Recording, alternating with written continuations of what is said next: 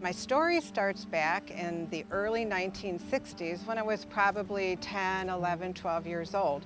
And I'd gone to the beach with my family swimming.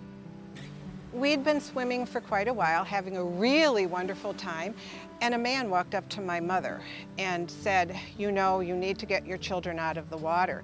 The pollution count is way too high for them to be in the water." And so that was really my memory of the lake for many, many years. We never went back that I recall.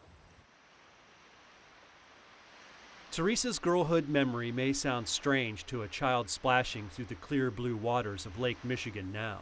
But just 10 years ago, the water right off the shore in Racine, Wisconsin was so polluted, the beach was closed more than 2/3 of the summer. And on the days the waterfront was open, most parents chose not to bring their kids to the beach. This was not an option. I never thought about bringing my kids down here to go swimming. If we came down here to walk, it was stinky. There were dead fish laying around. We just didn't swim here. We would advise against swimming, and so then that becomes a matter of public perception where people think this is not a good place to be. We don't want to go there. I would never swim in the lake. The lake is dirty. City stormwater runoff was the main culprit behind the dirty beach. And due to aging sanitary and sewer systems, high levels of fecal bacteria, like E. coli, often ended up near Lake Michigan's shore during periods of heavy rain. Racine, like many beachside towns, depends heavily on lakefront tourism to support the local economy. But with the beach closed 2/3 of the summer, most vacationers chose to go elsewhere. In 2000, the city decided it was time for a change and embarked on a decade-long initiative to clean up Racine's waterfront. The desire to have it open and available crossed over multiple demographics. We had senior citizens, we had minorities, we had high school kids. They were all saying, you know, this is a great resource.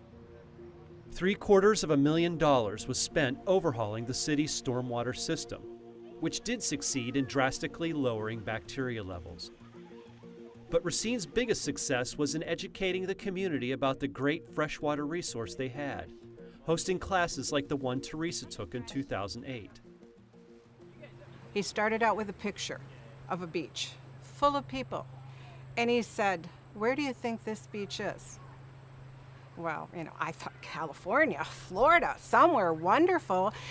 And he said, "No, this is the Racine beach." I was amazed. I couldn't believe that there were that many people on the beach. And then he started telling us about the percentage of fresh water that was right here in the Great Lakes in terms of what was in the world. You know, these were things I never thought about. Many in Racine felt the same way as Teresa. And when local environmental groups called on the community to help keep the beaches clean, the volunteers turned up in droves, planting wetland habitats, implementing new beach grooming techniques, building sand dunes to help control erosion, and even testing water quality using a state-of-the-art rapid response system. Taking care of this beach is everyone's responsibility. The city Parks Department is responsible for maintenance of the actual park. Public Works is responsible for any infrastructure like the stormwater. But the citizens are all responsible for this beach too. It's their beach, you know, it's a municipal park. And all the hard work is starting to pay off. With less than 3% beach closure days last year, and a boon to the local tourist economy, Racine can now be proud of the freshwater resource right in its backyard. For me, I always say that the beach is a reflection of our quality of life. And I always paint the picture that if you come down to the beach, you'll either see a beach that has a sign that says, "Sorry, the beach is closed, can't swim," or you come down to a beach, it's got signs that say, "Please come swim here, this is clean and it's healthy." It's got dunes that have wildlife, and there's people swimming in the beach. And right away, that dictates to you sort of the first impression for your community. So to me, it's an economic issue, it's a quality of life issue, and that all becomes part of the communal culture. And Teresa? She's busy making new summer memories with her grandkids on the beach.